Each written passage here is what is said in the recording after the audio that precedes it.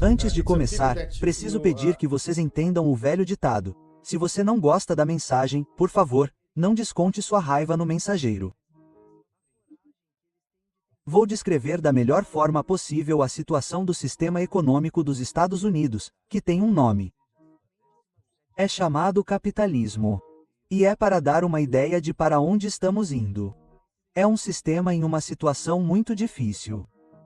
Está nas maiores dificuldades que já vi na minha vida. E vocês podem perceber pelos meus cabelos brancos que já estou aqui há algum tempo. Nunca imaginei ver o que estou vivenciando. E imagino que para muitos de vocês seja a mesma coisa.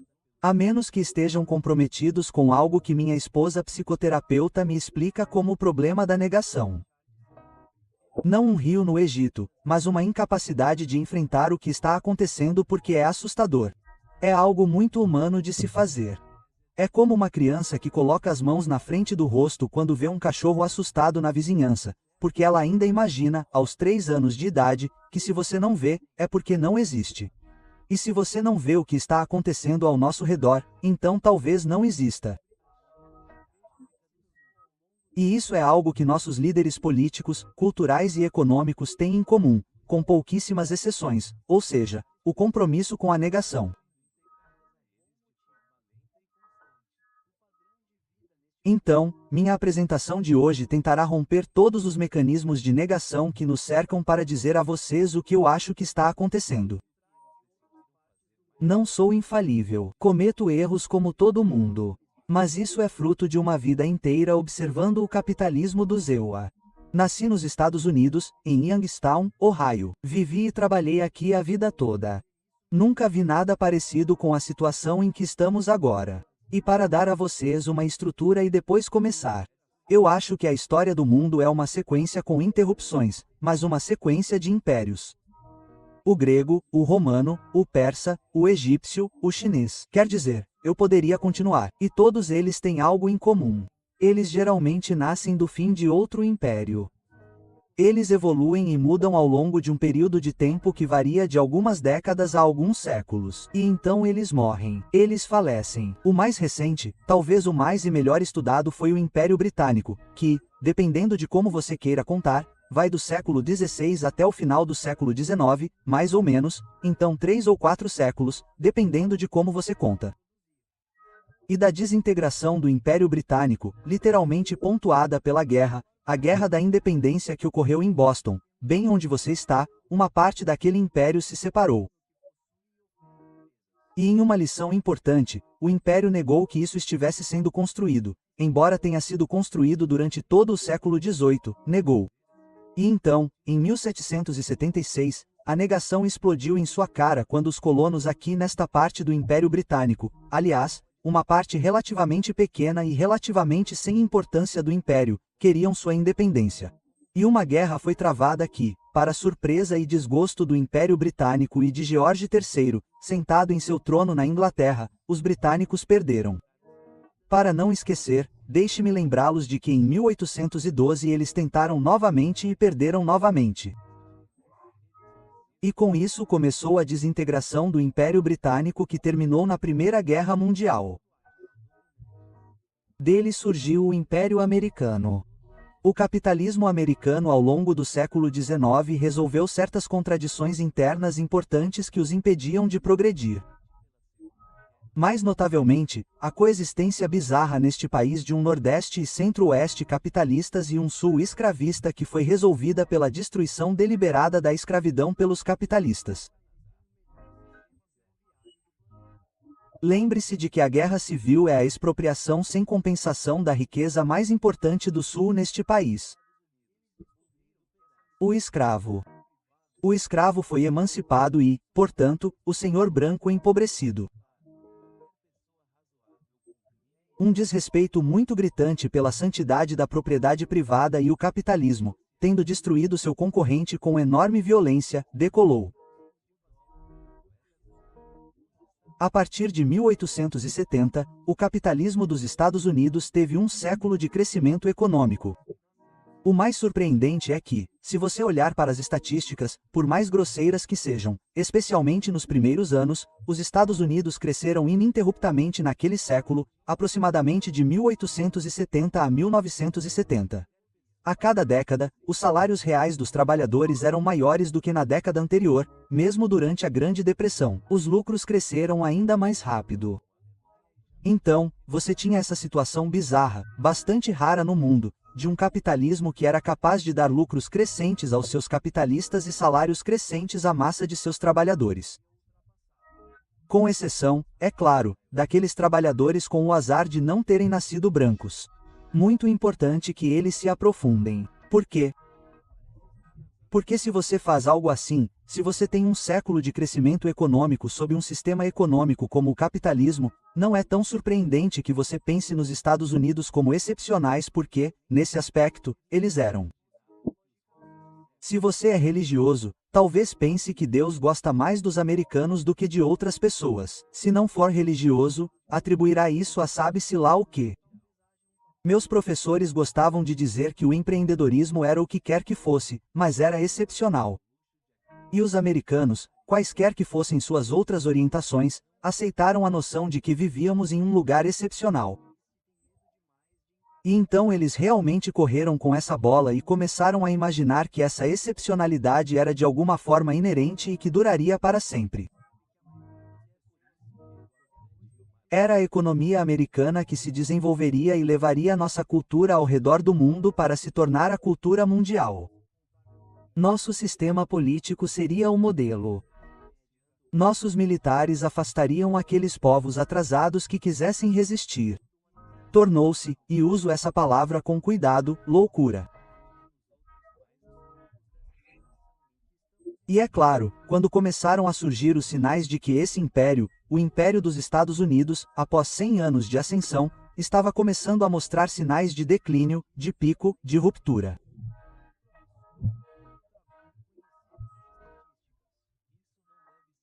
Não é de surpreender que os líderes de um sistema com tal história estivessem profundamente envolvidos na negação do que aconteceu, sem ver o que estava acontecendo ao redor deles.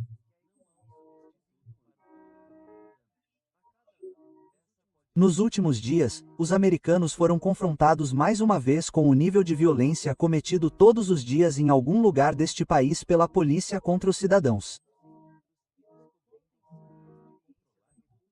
E, mais uma vez, há pessoas que querem culpar este ou aquele policial em particular, mas não veem que este é um fenômeno social. Isso vem acontecendo há muito tempo e está piorando. Este é o mesmo problema, é a mesma negação. Certo. O que exatamente está sendo negado? Vamos começar. E peço desculpas. Vou começar com economia, mas é o que eu sei melhor e é o que estudei durante toda a minha vida. Então, se eu vou ser útil para vocês, quero compartilhar primeiro o que sei melhor. Nos últimos 40 anos, aproximadamente de 1980 até agora, temos visto e todos os economistas de todas as convicções políticas entendem e veem isso. Usamos basicamente os mesmos números e, com algumas exceções, sempre chegamos à mesma conclusão. Nos últimos 40 anos, houve uma redistribuição radical de riqueza da base e do meio para o topo. E quanto mais gente no topo, os 10% do topo tem se saído muito bem, os 5% do topo ainda melhor, o 1% do topo ainda melhor do que isso, e o 1% do topo é o melhor de todos. E você os conhece porque em nossa sociedade os desprezamos. Estou falando de Bill Gates, Elon Musk ou Warren Buffett, ou preencha o espaço em branco. Você os conhece. Nossa cultura garante que você os conheça. Eles ficaram muito mais ricos. Os 10% do topo ficaram mais ricos ao longo desses 40 anos. Isso ocorreu em parte porque é muito importante que você entenda isso. Em parte porque mudamos as leis tributárias neste país. Aliviamos os impostos das empresas e dos ricos e os transferimos para a classe média e a classe baixa. Isso foi feito pelos republicanos, foi feito pelos democratas. Não importava quem estava na Casa Branca ou quem controlava as casas do Congresso. Os democratas fizeram isso um pouco menos rápido. Os republicanos foram um pouco mais intensos. A velocidade variava, o conteúdo não. Ainda mais importante do que as mudanças nos impostos foi o fenômeno da relação entre capital e trabalho, ou seja, corporações e negócios de um lado, e a massa de pessoas empregadas do outro. Como eu disse, os salários reais aumentaram por um século, nas décadas de 1870 e 1970. Por que escolhi 1970? Agora posso dizer porque foi quando os salários reais na América pararam de aumentar. Uma mudança de época, com certeza. O que é um salário real? É a quantia de dinheiro que você recebe ajustada pelos preços que paga. Então, por exemplo, se seus salários aumentarem 10%, você pode se sentir bem, mas se todos os preços que você tem que pagar aumentarem 10%, você não estará em melhor situação com um salário monetário 10% maior do que estaria sem ele, porque os preços foram ajustados. Sabemos disso em economia. Portanto, não usamos salários monetários. Usamos o que chamamos de salários reais. Salários entendidos em termos do que você pode comprar: bens, serviços, alimentos, roupas, moradia, entretenimento, educação, assistência médica, seja o que for. Os salários reais aumentaram. Em outras palavras, os salários monetários que os trabalhadores tinham de 1870 a 1970 aumentaram mais do que os preços. Portanto, eles realmente conseguiram mais coisas do que podiam comprar. Na década de 1970, isso parou e nunca mais foi retomado. A classe trabalhadora americana hoje ganha em termos do que pode comprar. O trabalhador americano médio ganha agora o que ganhava em 1978. Tente entender o que significa não haver mais aumento real de salário para um país que desfrutou de aumentos constantes de salário real por um século. Este é um evento traumático. Como isso é tratado nos Estados Unidos? Negação. Não vou envergonhá-los perguntando quantos de vocês sabem o que acabei de dizer ser verdade. Quantos de vocês já pensaram no que isso pode fazer a uma população acostumada a um aumento de salário quando ele não estiver mais disponível? Não houve discussão na época ou desde então. Nenhum debate neste país. O que faremos sobre tudo isso? O mais perto que chegamos foram gestos vagos em que alguém diz: nossa, a classe média parece estar desaparecendo. Como se isso fosse, não sei, algum tipo de efeito cósmico ou talvez o resultado de manchas solares ou alergias ou quem sabe o que, mas uma análise de por que isso aconteceu ou de quais foram suas consequências. Não, nada sério. Bem, deixe-me contar a vocês quais foram alguns dos resultados. Número 1, de longe o mais importante socialmente, as mulheres dos Estados Unidos deixaram o lar onde foram sequestradas nas primeiras partes da história americana e tiveram que sair e fazer trabalho assalariado em massa. As únicas que faziam isso antes eram mulheres negras e pardas. Elas faziam isso há muito tempo porque precisavam, e as mais pobres entre os brancos. Mas agora, de repente, todas as mulheres, todas as esposas e mães tiveram que sair. Não havia outra maneira de sustentar a fantasia de crescimento do sonho americano que havia sido vivenciada no século anterior.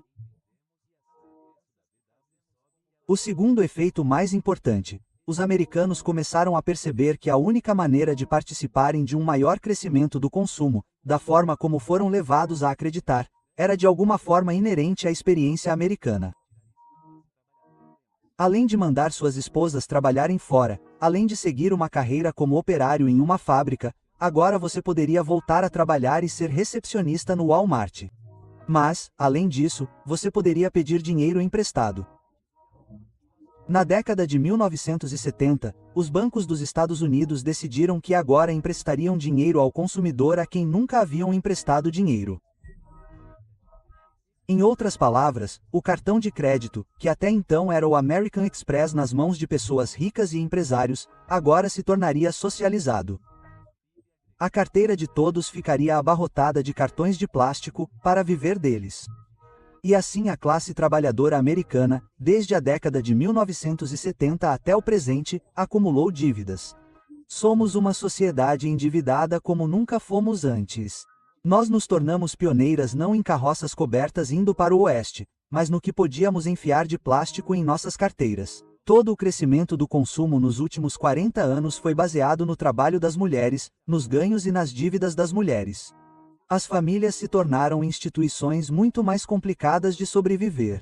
Temos a maior taxa de divórcio do mundo. Colocamos nossas famílias sob níveis de pressão que seriam impossíveis de sustentar para qualquer um. As mulheres americanas consomem mais drogas psicotrópicas do que qualquer outra população do planeta. Por quê? Porque são drogadas? Não. Porque as colocamos sob pressões impossíveis que explodiram a família, já que a mãe era o que mantinha a vida emocional de tantas famílias unida.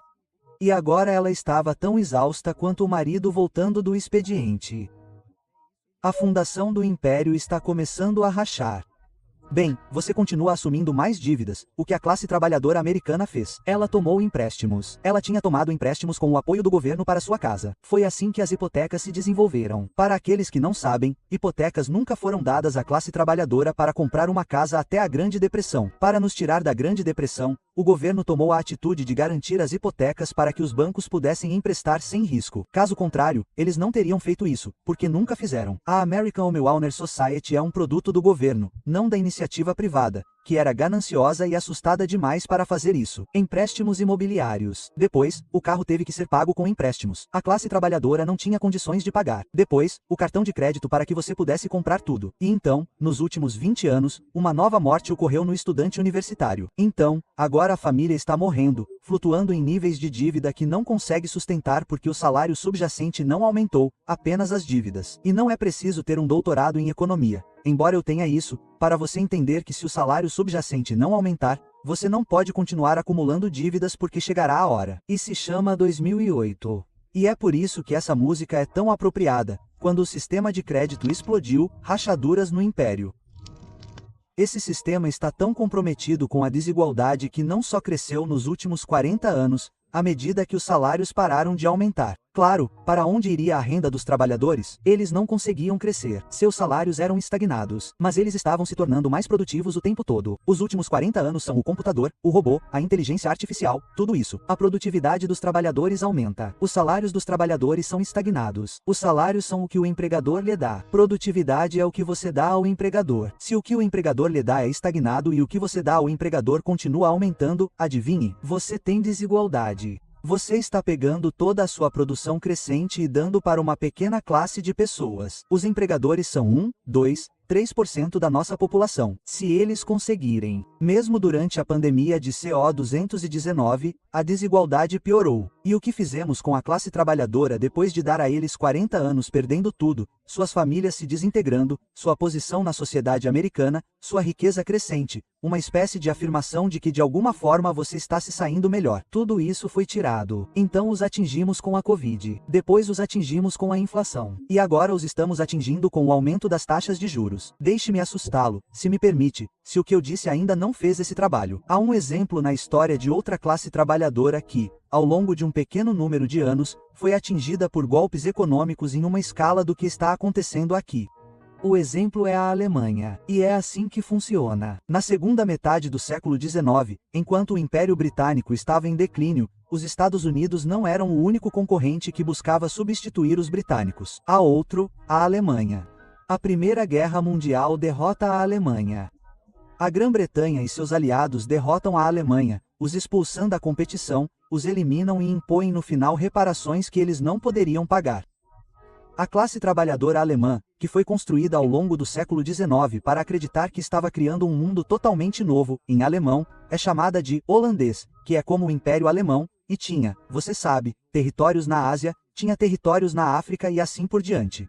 Tudo isso foi destruído quando o impensável aconteceu entre 1914 e 1918. A Alemanha foi derrotada, o império foi tomado. Literalmente, os britânicos tomaram as colônias na África dos alemães e as transformaram em colônias britânicas. Tudo para eles foi destruído. Foi um trauma para a classe trabalhadora alemã. Terminou em 1918 com a derrota. Em 4 anos, final de 22, início de 1923, literalmente um século atrás, a Alemanha experimentou a pior inflação dos tempos modernos em qualquer lugar do Ocidente. Em um período de 9 meses, a moeda alemã passou de 6 marcos alemães por dólar para 4 trilhões de marcos alemães por dólar. Os preços dobraram ao longo de semanas a cada hora do dia. Qualquer economia acumulada por uma família alemã, que era muito econômica, foi eliminada.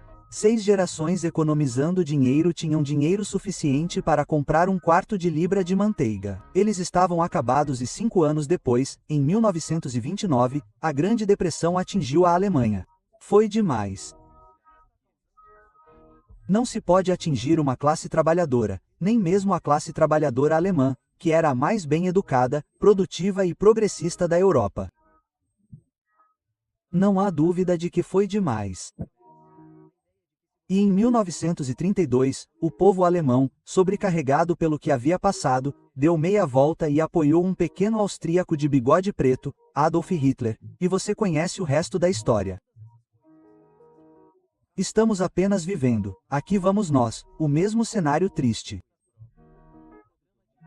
Negação, não explicando às pessoas a base do que elas estão supondo, não falando honestamente sobre seu desaparecimento, as rachaduras, o que significa quando seu império tem aquela subida divertida começando a ser substituída por uma descida muito menos divertida. Estamos em apuros. Durante o último meio século, fomos enormemente beneficiados pelo fato de haver uma moeda internacional, o dinheiro. É o dólar americano. É tão bom quanto o ouro porque literalmente funciona como ouro. Isso acabou. A Ucrânia simplesmente acelera o processo. China, Rússia, agora a Arábia Saudita, Irã, Venezuela e muitos outros países estão se inscrevendo para outra moeda internacional. E não deveria ser nenhuma surpresa saber de quem é essa moeda. É a moeda da República Popular da China. A China mostra todos os sinais de um império em ascensão, combinando com todos os sinais de um império em declínio. Você pode não gostar dessa informação, pode ficar chateado com ela, isso é problema seu, mas fingir que ela não existe. Deixe-me dar alguns números. Sou economista, fazemos isso. Uma das coisas que fazemos como economistas é analisar o tamanho de uma economia para avaliar o poder econômico relativo. E o número que usamos, é grosseiro como todos os números, mas dá uma ideia, é chamado de PIB. Significa Produto Interno Bruto. É uma medida da produção de bens e serviços em um ano civil.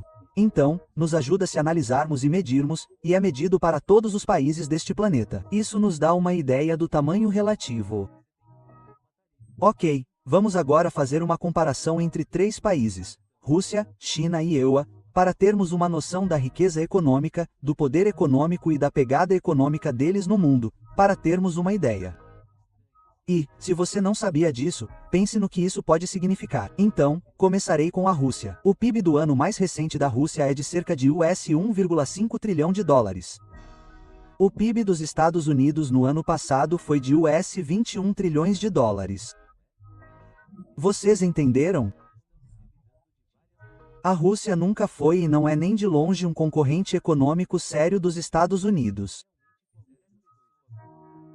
Nunca foi. Nunca chegou perto. Pode ter tido algumas armas nucleares com as quais se preocupar. Pode ter tido influência política, mas uma unidade econômica. Somente pessoas que negaram sistematicamente a estatística simples que acabei de dar poderiam acreditar que a Rússia tem um PIB de US 1,5 trilhão de dólares.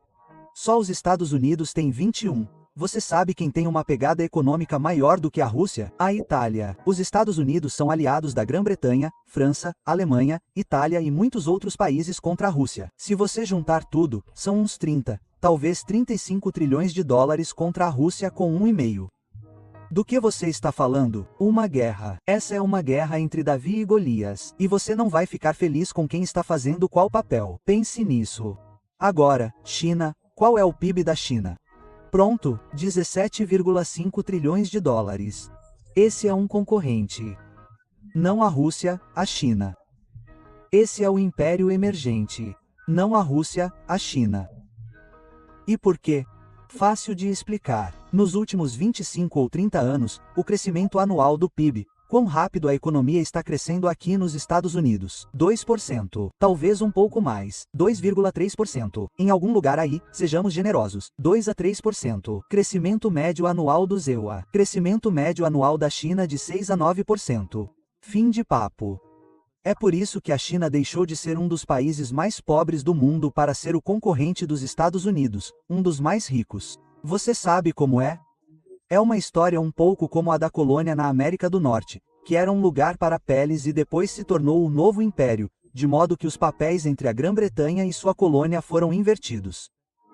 Agora a Grã-Bretanha é nossa colônia, como qualquer avaliação honesta do relacionamento entre esses dois países reconheceria imediatamente. Na Grã-Bretanha, uma das piadas mais comuns que você pode ouvir é que quando os Estados Unidos dizem à Grã-Bretanha para pular, a resposta da Grã-Bretanha é quão alto? É uma pergunta. A China ultrapassou os Estados Unidos em dezenas de campos, particularmente nos de alta tecnologia. Os jovens ao seu redor estão usando o TikTok, que é chinês, como uma mídia social. O que está acontecendo? Os Estados Unidos não sabem o que fazer. Não tendo aprendido as lições, não tendo entendido o que significa negação, por muito tempo eles negaram. Porque ver a ascensão da China é dar um passo na direção que pode fazer você confrontar o que está acontecendo com você. E isso é um tabu. Finalmente, os Estados Unidos descobrem. E o que eles fazem? Como se não tivessem aprendido nada com sua história. Tenta fazer guerra. Tenta desacelerar, parar, talvez até reverter a história, assim como a Grã-Bretanha fez. O Sr. Trump declarou uma guerra comercial contra a China. Você se lembra, ele aplicou sanções, aplicou tarifas, fez tudo o que podia para impedir e reverter a guerra. Nada funcionou. Foi um grande fracasso. Agora estamos em guerra. Nós, os EUA e seus aliados, com o aliado mais importante que a China tinha, a Rússia. É isso que está acontecendo na Ucrânia. Não tem nada a ver com aquele triste país sofrendo com essa guerra. Isso é estar no lugar errado na hora errada. Essa é a verdade sobre a Ucrânia. Todo o resto é propaganda enganosa de ambos os lados. Trata-se de enfraquecer o aliado da China, que é a Rússia. Quando a guerra começou, o Sr. Biden previu que os russos não durariam algumas semanas, com essa armada de países, armas, riqueza e tudo mais. Ele se referiu ao que estavam fazendo como a mãe de todas as sanções, que foi o maior programa de sanções já aplicado. A Rússia não duraria. O rublo perderia valor em semanas. Tudo isso está 100% errado. A economia russa está indo muito bem. Deu uma caída logo depois, mas se recuperou em grande parte. Você sabe por quê? Porque as sanções basicamente pararam de comprar petróleo e gás, que são a tábua de salvação da Rússia. É isso que a Rússia é, uma exportadora de petróleo e gás. Estou exagerando, mas é a história básica. E a Europa disse que não compraria mais, e isso teria prejudicado a Rússia. Só que a Rússia encontrou outros compradores. Esta não é uma história complicada. A China comprou mais. A Índia comprou toneladas a mais. A Arábia Saudita está reorganizando sua economia. O Paquistão está fazendo acordos importantes com os chineses e os russos. O mundo não sabe o que é controlado pelos Estados Unidos. Acabou. Está tudo ao seu redor. As Nações Unidas fizeram uma votação sobre a Ucrânia. A maioria dos países não concordou com os Estados Unidos. Eles votaram do lado da Rússia ou se abstiveram. Eles se recusaram a participar. Acabou. Mas vocês vivem em um ambiente que precisa negar isso. As divisões em nossa sociedade pioram a cada dia que passa porque estão enraizadas em uma realidade que não muda. A desigualdade, enquanto falo com vocês, continua piorando. As empresas estão trabalhando duro como nunca para não pagar impostos. A massa de pessoas está sofrendo em uma escala indescritível. A inflação ainda está alta, os preços estão subindo quase 2 vezes mais rápido que os salários. Isso é uma destruição da classe trabalhadora. Os preços estão subindo 2 vezes mais rápido que os salários. Isso é impossível. Não dá para fazer isso sem explosões. Agora, as explosões estão acontecendo em nosso país. Então, elas explodem. Como? Descontando uns nos outros. Crime, amargura, ressentimento, uma política de bode expiatório. Quero dizer, de que outra forma explicar noções absurdas que se tornam sérias? Este é um país, os Estados Unidos, de 325,30 milhões de pessoas. A maior estimativa que já vi de imigrantes indocumentados em nosso país é de 10 milhões. Certo? Não há como 10 milhões das pessoas mais pobres que existem, imigrantes da América Central, serem a causa das dificuldades de uma economia capitalista de 330 milhões de pessoas. Isso é bobagem. Isso está em um nível que uma criança do jardim de infância não pensaria em algo tão fora do comum. Você está desesperado. Eu entendo isso. Você está sofrendo. Você tem o direito de ficar bravo e chateado. Não há dúvida. Você tem. Você foi enganado por este sistema, tendo sido levado a acreditar durante aqueles 100 anos que o oposto estava reservado para você. Em vez disso, você está sendo esbofeteado, espancado e privado sem fim à vista. Eu ensino na universidade. Estou cercado o tempo todo por pessoas de 18, 19 e 20 anos. Elas não são felizes nesta geração. Elas não veem bons empregos. Elas não veem um bom futuro. Elas não veem nada disso. Elas foram levadas por seus pais e por esta cultura a esperar o que agora sabem que não vão conseguir. E eles também querem algumas respostas. A pesquisa Gallup mais recente indica que a maioria dos americanos responderam aleatoriamente com 35 anos de idade ou menos quando questionados se prefeririam viver em uma economia capitalista ou socialista. A maioria respondeu que seria socialista. Sabe, depois de meio século de pressão ideológica contra tudo o que é social, eu cresci em meio a isso. Sou um produto disso. É incrível que os pontos de vista possam ser distorcidos dessa forma. E quando você conversa com os alunos, como eu sempre faço sobre isso, eu rapidamente aprendo que as pesquisas estão corretas. Mas não é que eles gostem do socialismo. Eles não têm a mínima ideia do que seja. Esses votos, essas pesquisas, são porque eles estão bravos com o capitalismo. Eles sabem que esse sistema não é para eles. Socialismo, quero dizer, vamos tentar isso. Mas não é que eles gostem do socialismo. É que eles não gostam do capitalismo. Mas isso tem que ser encarado. Não estou inventando esses números. Você não pode sair do que eu acabei de dizer com a imaginação de que tudo está bem neste império. Mas eu não terminei. Agora estamos culpando a Rússia. O que? A Rússia invadiu. Fui vítima de guerra na minha própria família, na minha própria vida. Sou contra a guerra. A guerra não é uma forma de resolver problemas. Os russos não deveriam ter feito outra coisa. Deveriam ter feito outra coisa. Eu entendo isso. Mas, como acontece com todas as guerras, você tem que se perguntar: por que as coisas chegaram a esse ponto? Os russos sofreram com as guerras tanto quanto qualquer outro país no último século. Eles não entrarão em guerra fácil e rapidamente. Eles não são como os Estados Unidos, onde nenhuma guerra foi travada no último século. Ambas as guerras mundiais mataram mais russos do que qualquer outro país. Eles sabem. Então, por quê? Você tem que perguntar o porquê. Nós não sabemos. Então, deixe-me terminar com o lado militar. Desde o fim da Segunda Guerra Mundial, os Estados Unidos invadiram pequenos países repetidamente, violando normas, regras e uma ordem internacional baseada em regras. Invadiram a Coreia. Invadiram o Vietnã. Invadiram o Iraque. Invadiram o Afeganistão. Perderam todas elas. As guerras foram perdidas. Coreia, Vietnã, todas foram perdidas. O Partido Comunista do Vietnã assumiu o controle daquele país. O Talibã assumiu o controle do Afeganistão. Eu poderia continuar. Eles perderam. Eles não ganharam. Eles perderam. E se você olhar para a linha entre os russos e os ucranianos, ela se deslocou para o oeste. Não há dúvida de quem está ganhando e quem está perdendo. Essas coisas estão acontecendo apenas nas mentes das pessoas comprometidas com a negação. Não estou pedindo que você apoie nenhum dos lados desta guerra.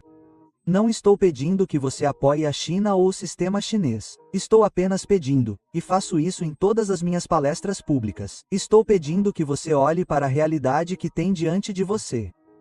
Não tenha medo. O perigo está na negação, não em enfrentá-la. E se o enfrentarmos, há uma lição a ser aprendida com o Império Britânico. Após 2 tentativas de forçar militarmente os Estados Unidos a voltarem para o Império Britânico, depois que essas 2 tentativas falharam, o Império Britânico parou de tentar e decidiu, em vez disso, tentar estabelecer um relacionamento com os Estados Unidos, o que fez. Não foi o melhor trabalho, mas fez um bom trabalho. A maior confusão ocorreu na Guerra Civil dos EUA, quando os britânicos consideraram seriamente ficar do lado do Sul. Não o fizeram, mas chegaram perto. Depois disso, porém, quando puderam ver quem venceu, ficaram com o vencedor. Uma atitude muito corajosa depois que a guerra acabou. Mas talvez tenhamos que aprender que temos que viver com a República Popular da China. Ela tem virtudes. Poderíamos aprender com eles, assim como eles poderiam aprender com os Estados Unidos. E esse seria um plano melhor do que o que estão fazendo agora. A 7ª Frota Americana está no Mar da China. Não há frota chinesa em nossa fronteira. Estamos lá. Estamos ameaçando-os. Sempre ameaçamos. Este é um país que agora é nosso concorrente econômico. Seu alcance político global é extraordinário e tem 4 vezes mais pessoas do que nós. E agora que estão intimamente aliados à Índia, estamos falando dos 2 maiores países em população do planeta. É melhor chegar a um acordo com eles, porque a perspectiva de derrotá-los em uma guerra é uma guerra que todos perdem. Então, você não tem essa opção, a menos que seja louco. Temos que parar com a negação e encarar o que está acontecendo. Caso contrário, vamos nos meter em uma confusão atrás da outra. E quem vai fazer isso? As corporações que estão lucrando com esse sistema? Improvável. Os ricos que ficaram mais ricos em 40 anos. Eles vão questionar o sistema que os recompensou dessa forma? Improvável. Você sabe quem vai fazer isso? Se alguém fizer isso, será a massa do povo, os empregados dessa cultura. Ou, se me permitem a linguagem antiga, a classe trabalhadora, porque é a bunda deles que está em jogo. Eles são os soldados e os contribuintes que mantêm o sistema funcionando. E é provavelmente por isso que a negação venceu o confronto honesto com a nossa realidade. Marx disse uma vez que a classe capitalista acabará se autodestruindo. A questão para todos nós e todos vocês é se vamos deixar esse sistema nos levar junto. O Império Americano está desaparecendo rapidamente e todos, exceto o povo americano, sabem disso. É preocupante para os americanos ouvirem que somos o maior devedor do mundo. A dívida dos Estados Unidos costumava receber uma classificação AAA pelas agências Standard & Poor's, Moody e Fitch, que é AAA, que é a melhor que se pode obter. E também podemos ver que o segundo maior detentor de dívida americana durante a maior parte do período pós-Segunda Guerra Mundial foi a República Popular da China. Essa é outra razão pela qual você não pode falar sobre isso nos Estados Unidos, porque seria necessário explicar aos americanos que a República Popular da China atualmente possui cerca de US 750 bilhões de dólares em dívida dos Estados Unidos, o que realmente acontece. E então você faz uma pequena pesquisa e descobre que esse número é menor do que os mais de $1 trilhão em dívida dos EUA que os chineses possuíam há apenas 8 ou 9 anos, o que significa que eles estão em declínio. Eles estão se desfazendo de suas antigas propriedades. Por que isso pode acontecer? Eles podem estar preocupados que não seja seguro fazer isso? Pode apostar que sim. E eles são os únicos? De forma alguma. Na pele. Compartilhe aqui nos comentários a sua experiência ou visão. E não se esqueça de provocar o debate. É só quando a gente fala, questiona e interage que esse tipo de conteúdo faz sentido de verdade. Seu comentário pode abrir os olhos de quem ainda está perdido na multidão, repetindo o discurso da maioria sem perceber os perigos batendo à porta, e para não perder nenhuma análise profunda, nenhuma reflexão estratégica e nenhum alerta importante sobre as próximas viradas da economia, se inscreva agora no canal e ative o sininho. Só assim você garante que vai estar um passo à frente do colapso, preparado, consciente e quem sabe pronto para transformar a própria vida. Bora juntos nessa? O próximo capítulo está só começando.